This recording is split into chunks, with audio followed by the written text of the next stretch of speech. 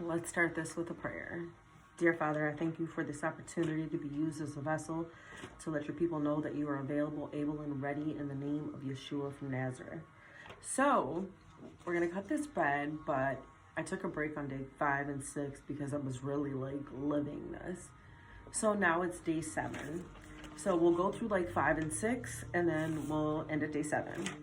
Day 5 said, it was Isaiah 55 and 3. Pay close attention. Come to me and live. I will promise you the eternal love and loyalty that I promised David.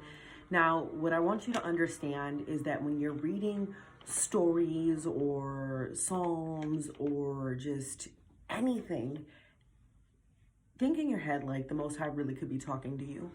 This could be a situation that you've been through, but he's speaking to you because this is what this word does. It speaks to you. Day 6, Psalm 109:21. But you, Lord, my Lord, act on my behalf for the sake of your name. Deliver me because your faithful love is so good. And 7 is my favorite verse. And, day 7 is my favorite because the scripture, is me to a T. Job 23:8-10. But if I go to the east and he is not there, if I go to the west, I do not find him. But when he is in the north, I cannot perceive him. When he turns south, I do not see him. Yet he knows the way that I take. If he tested me, I would come out as gold. So just reading this, and it's these days. I got these days up there. Let's start with day 5. Pay close attention, come to me and live, and I will promise you the eternal love and loyalty that I promised David. The Most High is speaking. There's nothing. I don't care what you try to do. Without him, there's nothing. There's nothing. It's just that simple. And me being in a spot where my sole dependence is on him for everything. He put me in a position so I can go to work. So I make sure I get up and I go to work and I do the best of my ability for him. He puts me in situations with my family where I have to step up and fight whatever insecurities I have about being rejected or whatever it is. And know that his love is sufficient to where if I'm dealing with somebody, I can always just rest in his love and come to him. And man, literally went through it with my daughter because we were off, and her having her baby, my baby, showed me at the end of the day, some things really don't matter. Whatever the beef was about, it doesn't matter. There's bigger things, there's help that needs to be had, and I was born to be a helpmate, so I'm gonna help wherever I can, and to alleviate some stress off of her and the pressure of the newness of being a mother. God has put me in this position where I can be available, and I know he's going to make it to where one day it won't be a struggle.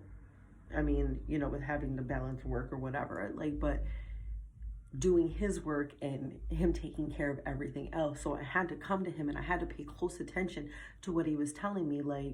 Sometimes just fall back. When situations don't seem right or there's a little bit of tension, just fall back for a little bit and come back into the rest that I have for you. And we'll get it together. And also just knowing that when I came to him, and really living, that I had eternal love and loyalty that he promised. So even if I felt like I was going through a situation, which I was, I don't have to run to everybody else. I can legit just run to him and talk to him about it. And he'll bring me comfort. He'll bring me the sound mind that I need in my chaotic little storm, whatever that may be. Now, day 6, Psalms 109:21. But you, Lord, my Lord, act on my behalf for the sake of your name. Deliver me because your faithful love is so good. Because of his name and who he is, he has to come through. Because it doesn't make sense for him to be in the word come to me. Or even Yeshua to be if you're weary, come to me. Come get rest. Come get the soothing that your soul needs so you can go out into the world and be the best version of you because you walk with me, because you're living, because you depend on this love and this eternal loyalty to get you through everything. And you know what's crazy is we all are his children. And sometimes you're going to have situations with your kids where it's not like your kids think they know better. We all do. I thought I knew better than my mother. Like, oh, your experience doesn't qualify to tell me. Like, it did. It did. But being humble enough to know that we're his children and he has, based on his name, qualities about him that will never allow him to abandon us. It's such a beautiful thing. And then we're going to come to day 7. Job 23, 8 and 10. But if I go to the east, he's not there. If I go to the west, I can't catch him. When I go to the north, I don't see him. And when I turn to the south, I can't catch him. So it's like I'm moving through life. And it's not just one situation, but it could be multiple situations that you're, like I've been engaged in. And it's not even a fight against the flesh no more. This is completely spiritual. So knowing that we got this relationship, and no matter where I've been, me and the Most High have come through it together. I didn't come through it alone. Like, he had to hold me while I was going through whatever to get to this point in life. And it's amazing when you really can say, oh, I didn't have anybody. Cool. That's even better, because it gives a huger testimony to who he is and how he does. Oh, you didn't have nobody? I was here the whole time, waiting for you. Come on through. Let me do it. Yet he knows the way that I take. If he tests me, I would come out as gold. And that was Job talking. And you know what happened to Job? Like, literally got stripped of everything. And even the people around him were like, you know, you should just go ahead. You did something. You did something. Go ahead and tell God to take you out your misery. You know, admit it, whatever.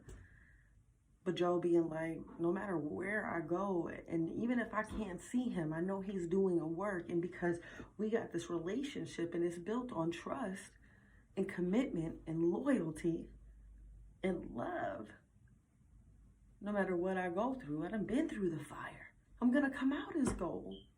And people don't understand it, and they'll say, oh, God doesn't test you. God allows you to be tested. You have to be tested. Because how can he trust you with something that's like, something that needs like a college level education, and you're still stuck on the basics in elementary school, like no self-control, no love, no faithfulness, you know? And I know, because I've been there. I couldn't have been stuck at the same level forever. But it's not a bad thing. I know now, beyond a shadow of a doubt, that he's with me. Living day 5, living day 6, knowing.